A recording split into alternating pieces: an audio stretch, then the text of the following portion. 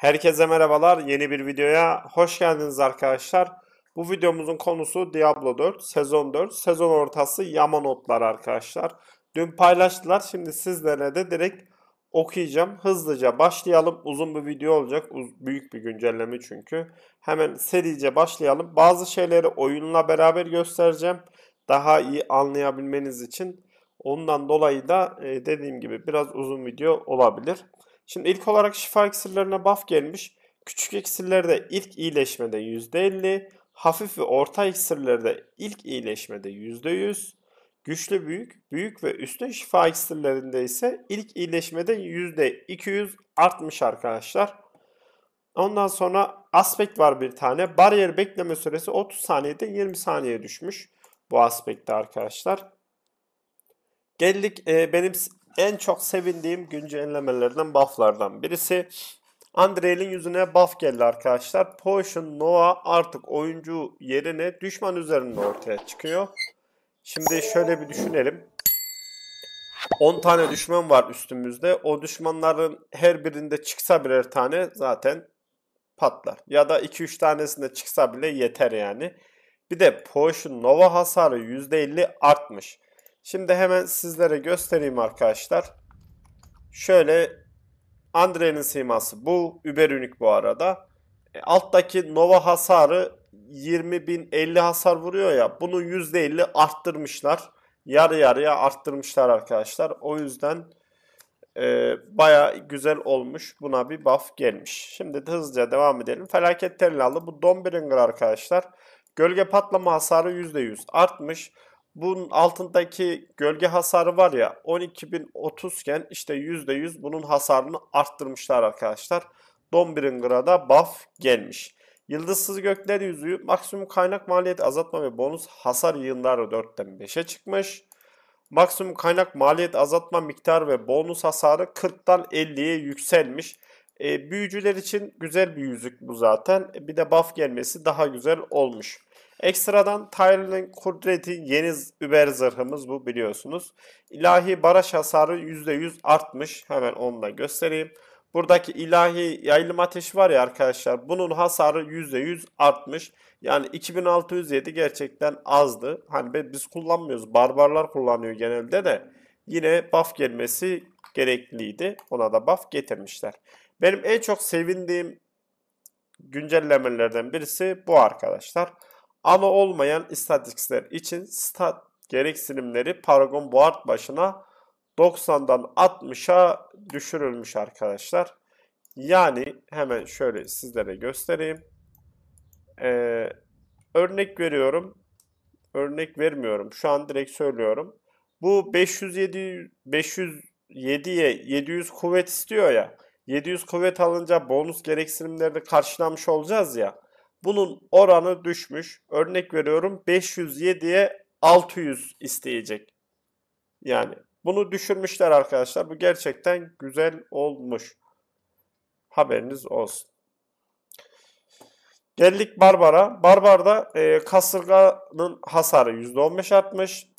Şiddetli kasırganın hasar bonusu %30'dan 35'e yükseltilmiş. Bu herhalde Dust Devil mi? Ha, Whirlwind arkadaşlar. Dust Devil'a da buff gelmiş. Oraya da gideceğiz zaten. Kadimlerin çağrısına hepsine buff gelmiş. Çılgınlığın hasarı %8 artmış.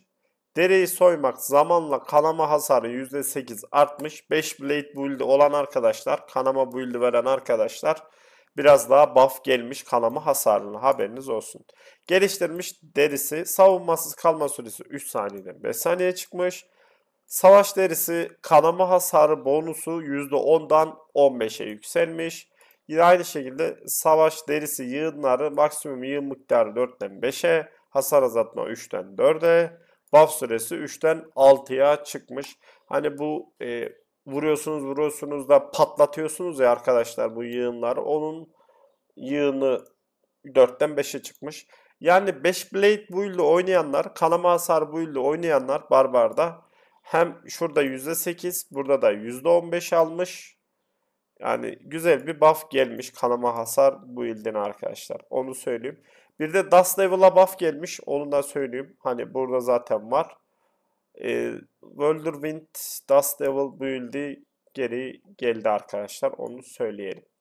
Pasifler önceki temel beceriler düşmanlar 2 saniye boyunca savunmasız hale getirmek için %10 şansı varmış. Yenisi ise şanslı vuruş, çekirdek veya silah ustalık becerileriniz düşmanlar 2 saniye boyunca savunmasız hale getirmek için %10 şansa sahipmiş. Yani eskiden temel beceriyle savunmasız hale geliyordu düşmanlar bu pasifte.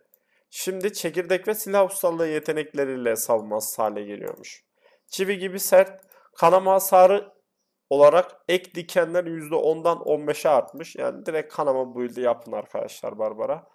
Anahtar pasifler işte Arsenal'da yürüyüş, benzersiz silah hasarı kaynağı başına hasar %10'dan 12'ye yükseltilmiş. Efsanevi yönler bunlar aspekt diyebiliyorum. Aynen. Aspektler arkadaşlar. Aspektlerde de değişiklikler olmuş. Efekti etkinleştirmek için yapılan silah değiştirme sayısı 6'dan 5'e düşmüş. Bu bayağı OP bu arada. Ondan sonra söndürme görünümü. Şanslı vuruş. Parçalama en az bir kanayan düşmana doğrudan hasar verildiğinde 20 hiddet ve 20 hiddet kazanma şansı 45-60'mış. Şimdi bir temel yetenek. Yani temel yetenek kanayan düşmana hasar verildiğinde aynı şekilde 20 hiddet kazanmak için 45-60 şansımız var. Ekstradan maksimum öfkenizde 5 ila 20 artıyormuş arkadaşlar bu aspekte. Toz sureti Whirlwind Dust Devil'ın hasarı %100 artmış arkadaşlar. Hayırlı olsun. Amansız silahın ustasının sureti. Yürüyen Arsenal anahtar pasifi tüm bonusları aktifken 35-65 oranında arttırılmış şiddet üretimi veriyormuş. Şimdi aynı şekilde Arsenal anahtar pasifi tüm bonusları aktifken becerilerinizde 35-65 oranında arttırılmış şiddet üretimi ve ekstradan %15 oranında azaltılmış hiddet maliyeti kazanın diyor arkadaşlar. Yani bu pasifle beraber hem hiddet üretimi kazanacaksınız hem de %15 kullandığınız zaman %15 daha az harcayacak arkadaşlar. Pasife de böyle bir buff gelmiş. Benzersiz öğeler bu unik itemler arkadaşlar bunlar. Aynen. Unik itemlerde Gore'un yıkıcı kavramaları, kasırga patlama hasarı, temel hasarın 25-35'inden 40-50'ye yükseltilmiş. Yani Whirlwind build'i işte Dust Devil build'ine bu üniği giyebilirsiniz. Kadınların yemini, kadınların çekici de olabilir belki bilmiyorum. Olmayabilir. Hasar %30 ila 50'den %40 ila 60'a yükselmiş. Barbar bu şekilde buff gelmiş. Güzel buff gelmiş. Dust Devil build'i gelmiş arkadaşlar. Yani kısaca özetleyecek olursak Barbar'ı Dust Devil build'i yapabilirsiniz. Ekstradan kanama hasar build'i yapabilirsiniz Barbar'da. Geldik Duriyet'e. Ruh nimetleri. Hayvanların hepsine buff gelmiş arkadaşlar. Kısaca geçeyim burayı. Yani hepsine güzel bir buff gelmiş. Yeteneklere geldiğimizde Kuduz zehirleme hasarı %25 artmış. Andriel ile beraber kullanılabilir bu. Toz haline getirmeyin hasarı %76 artmış. Azgın dufalama yani Pulverizar güçlendirme düşmanlar 3 saniye boyunca sersemletirmiş önceki.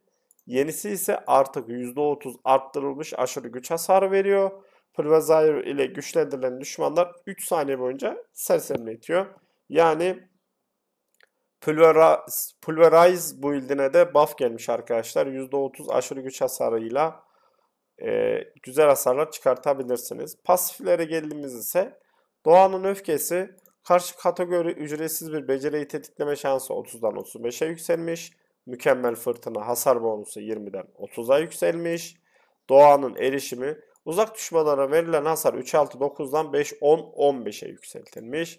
Zehirli Pençeler işte zehirleme miktarı skill'in taban hasarının 8-15-23'ten 12-24-36'ya yükseltilmiş. Yani şuradaki zehirleme ile buradaki zehirleme ile bir build yapılabilir.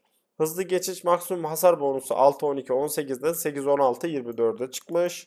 Defansif duruş tüm kaynaklarda kazandığımız güçlenme miktarı 5-10-15'ten tüm kaynaklardan kazandığımız güçleme miktarı 5, 10, 15 arttırır. Ekstradan güçlendirilmiş haldeyken 3, 6, 9 hasar azaltma kazanırız. Tamir önceki ayı formundayken tüm kaynaklardan 6, 12, 18 ek şifa alıyormuşuz.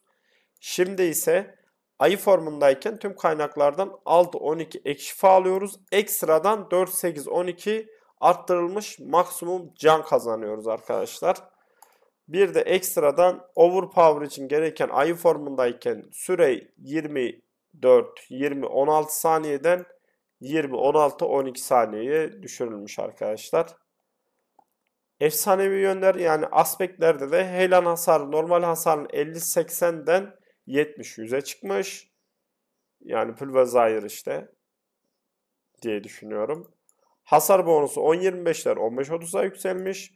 Kurt adam yoldaş hasarı 85-115'ten %30x'e yükselmiş. Doyumsuz yön 50 sprintin üzerinde kullanıldığında shred hasarı 10-25'ten 20-35'e yükselmiş. Druid de bu şekilde. Druid'de de şöyle diyeyim. Pulverizar build'i ekstradan zehir build'i yapılabilir arkadaşlar. Ayı formu da yapılabilir bu arada. Ayı formu build'i de yapılabilir. Onu da söyleyeyim. Bu arada bu güncelleme ben canlı yayında şey demiştim arkadaşlar. Salı günü gelir demiştim. Yani 18 Haziran'da gelir demiştim. Güncelleme 17 Haziran'da gelecekmiş arkadaşlar. Burada da yazıyor zaten. Onu da söylemiş olayım. Devam edelim şimdi. Nerede kaldık? Büyücüde kalmıştık. Druid. Büyücü. Bu Necromancer. Necromancer'ı kısaca özetleyeyim. Necromancer'ın minyonları var ya arkadaşlar. O minyonlarının şöyle göstereyim size.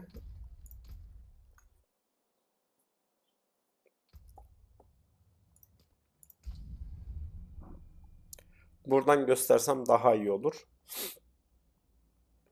En azından daha güzel olur. 7-12 dakika olmuş. Muhtemelen 20 dakika falan olur video. Ben hızlı bir şekilde anlatmaya çalışıyorum elimden geldiği kadarıyla arkadaşlar.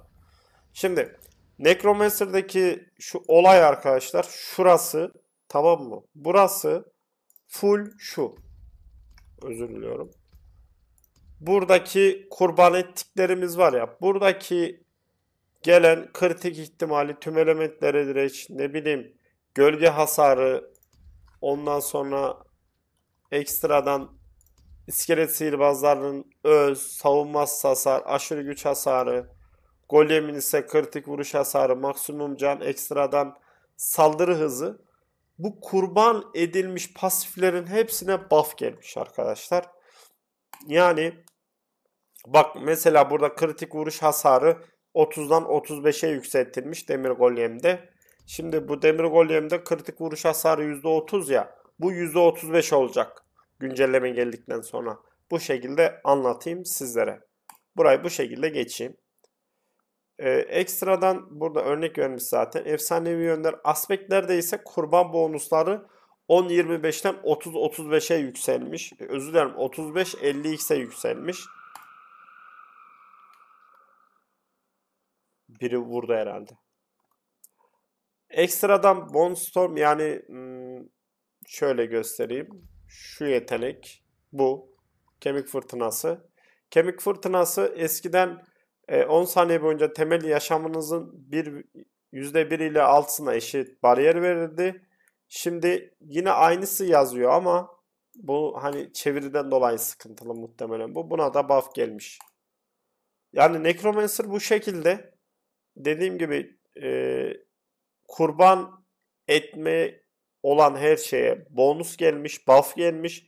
Ekstradan burada da zaten kurban bonusuna yine buff gelmiş arkadaşlar. Bir de ekstradan burada örnek gliflerde de bufflar var arkadaşlar. Kanı doğurur. Maksimum hasar 15'ten 30'a yükselmiş. Kan içen glif. Maksimum canınız %7'sinden %10'a çıkartılmış. Gölge hasar bonusu 15'ten 20'ye yükseltilmiş. Hasar bonusu en yakın ceset için 2-3'ten maksimum %12'den 18'e çıkartmışlar arkadaşlar. Şimdi Necromancer'da hangi build yapılabilir güncellemeden sonra onu sizlere açıklayayım. Bir, aşırı güç hasarı. Burada buff geliyor. Ondan sonra ekstradan şurada da 2 tane Kanglif'ine buff geliyor. Yani Necro'da şu build yapılır arkadaşlar. Şu kanlı kargı aşırı güç hasarıyla beraber bu build mükemmel bir build oluyor. Zaten sezon 2'de falan yapıldı bu build. Gerçekten güzel oluyor. Bu build yapılabilir. Ekstradan gölge hasarı aynı şekilde burada buff gelmiş. Bir de burada gölge hasarına buff gelen yer var. Şurası. Gölge hasarı da yapılabilir. Ama size tavsiyem aşırı güç hasarı yapın eğer yaparsanız kanlı kargıyla beraber. Çünkü burada kritik vuruş şansı, burada kritik vuruş hasarı, burada aşırı güç hasarı, burada kan glifler hasarıyla beraber hepsini steklerseniz gerçekten muazzam bir hasar çıkarırsınız. Geldik Rogue'a. Twisted Blade'e buff geldi arkadaşlar. İlk hasar %20, geri dönüş hasarı da %20 artmış. Ekstradan Fury'e de buff gelmiş. Hasarı %25 artmış. Pasiflerde ise Lockheed artık tetiklemek için doğrudan hasar gerektirmiyor ve zamanla verilen hasar etkileri üzerinde çalışacak. Yani Andriel'in pasifiyle beraber güzel olacak bu. Sağlam. Şöyle hepsini sizlere göstereyim mi? Göstereyim hadi. Göstereyim ya. Bir tık kararsız kaldım da göstereyim. Rogue oynayan arkadaşlara da göstereyim. Şimdi Necro'da gösterdik. Rogue'da da gösterelim. Bu arada bu güncelleme hakkında ne düşünüyorsunuz? Yorumlarınızı bekliyorum arkadaşlar. Bu niye dönüyor hocam?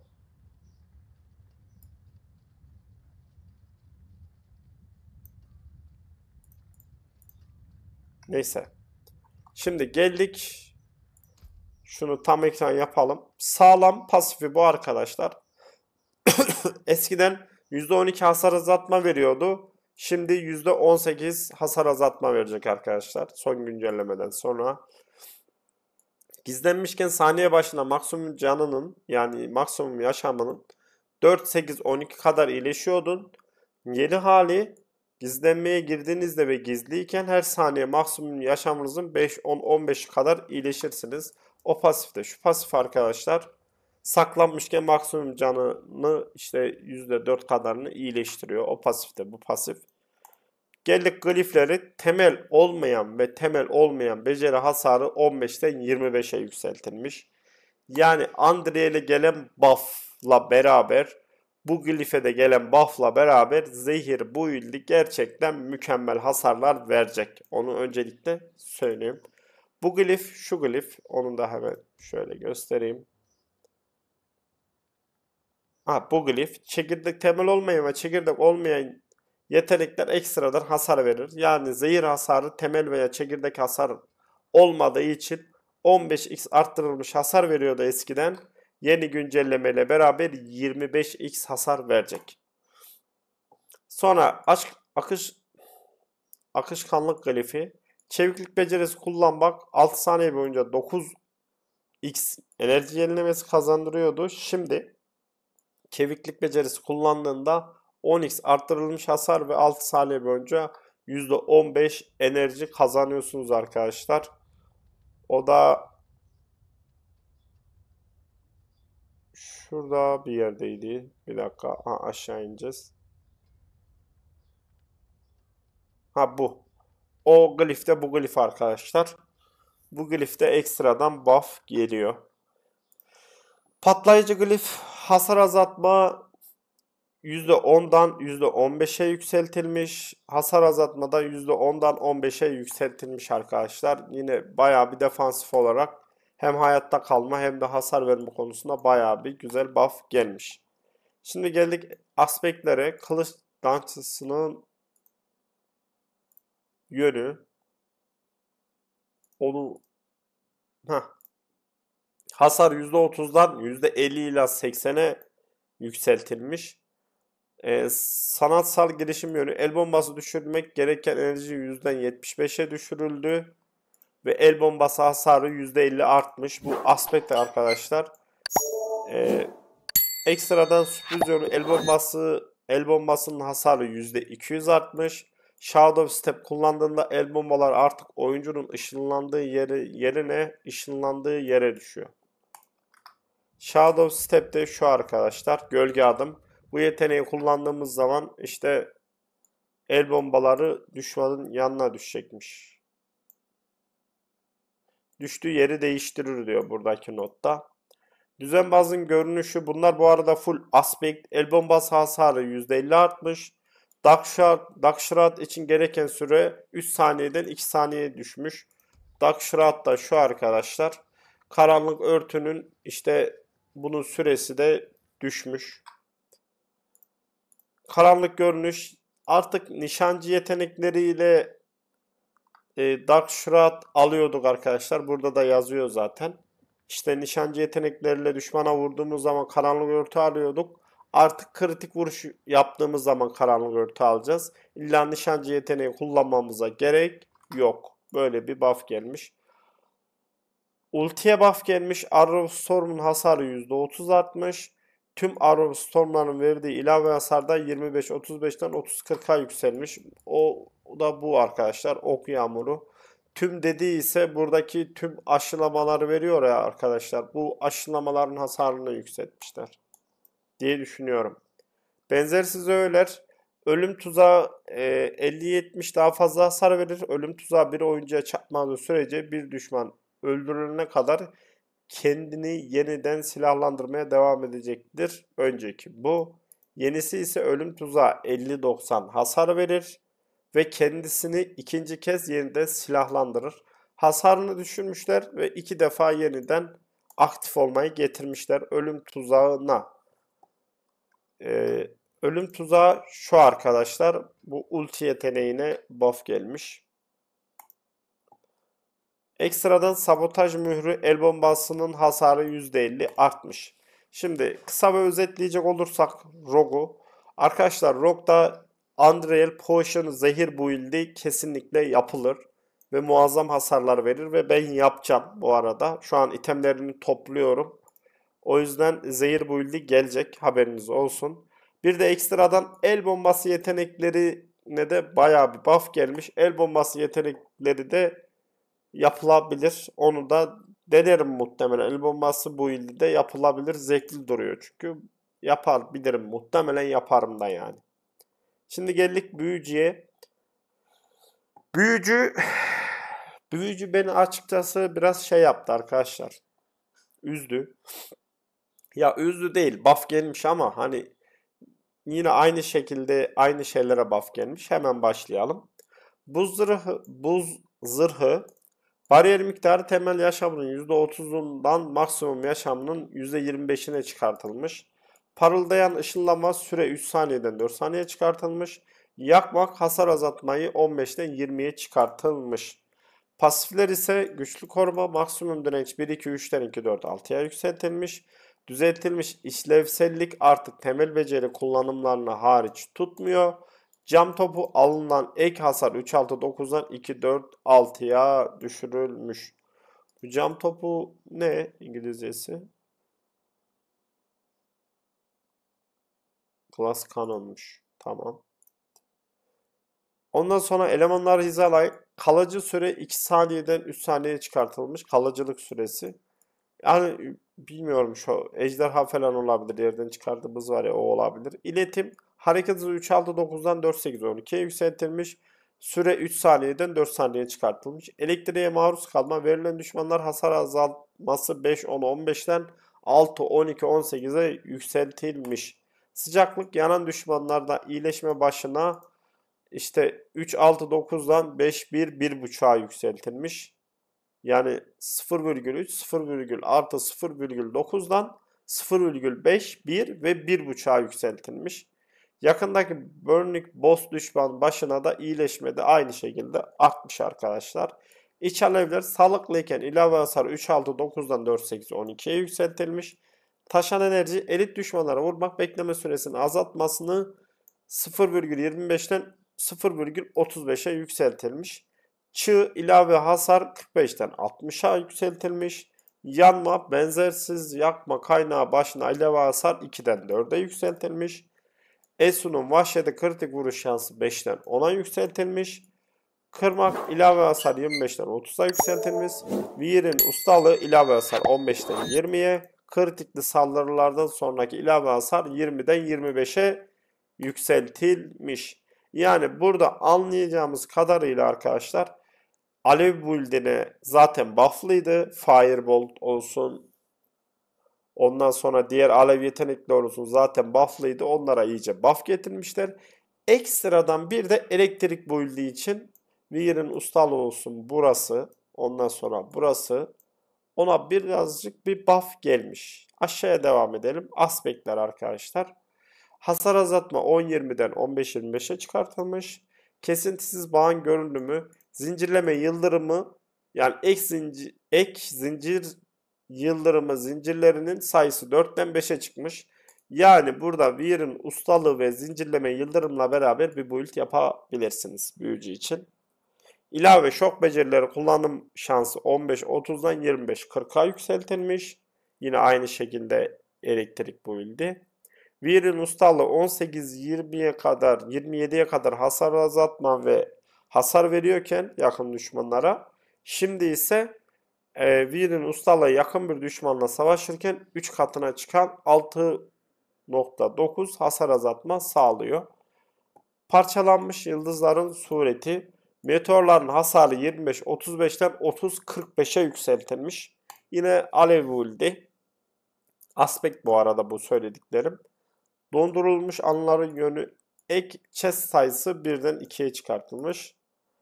Savaş tekerinin görüşü maksimum yığın sayısı 3'ten 5'e çıkartılmış arkadaşlar. Sonra Unique itemlere buff gelmiş. Alev arabası diyor. Onun hasarı %35 artmış. Bunun İngilizcesi Flames Car'mış. Bu hani büyücü oynayanlar bilir. Ekstradan Esador'un taşan cameosu. Hasar her 100 zeka için arttırıldı. %50'den %60'a çıkmış. Sonsuz öfke hasası ilave hasar 40-60'dan 50-70'e yükselmiş. Aydınlatıcı eldivenler hasar cezası 35-25'ten 30-20'ye düşürülmüş. Şimdi büyücüyü özetleyecek olursak arkadaşlar yine aynı şekilde alev build'leri yani alev yetenekleri buff gelmiş. Ekstradan bir de şu Veyer'in ustalığıyla beraber ekstradan zincirlemeli yıldırım build'i yapılabilir. Bir de şok yetenekleri ekstradan desteklenebilir. Büyücünün buff'ı bu şekilde.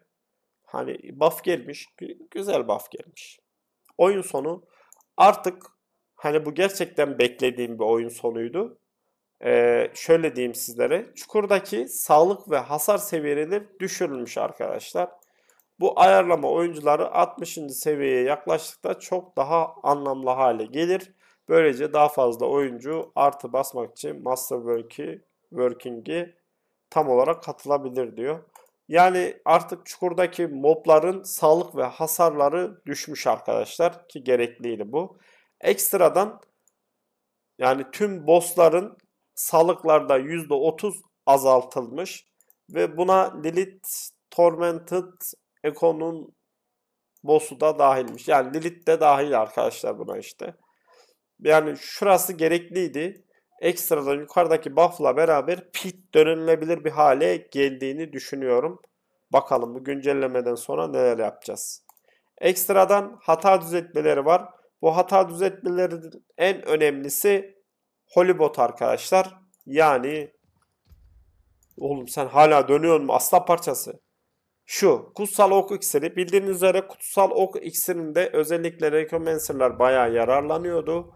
Bunda bir bug vardı arkadaşlar.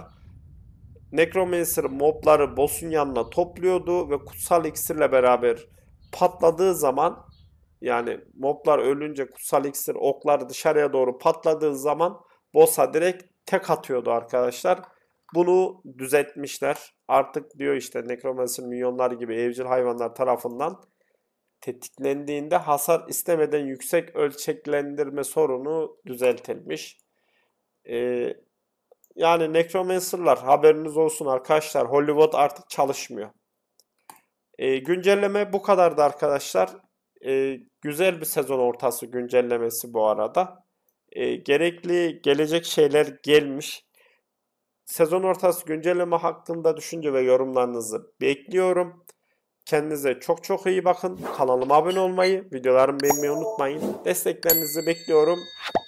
Hoşça kalın.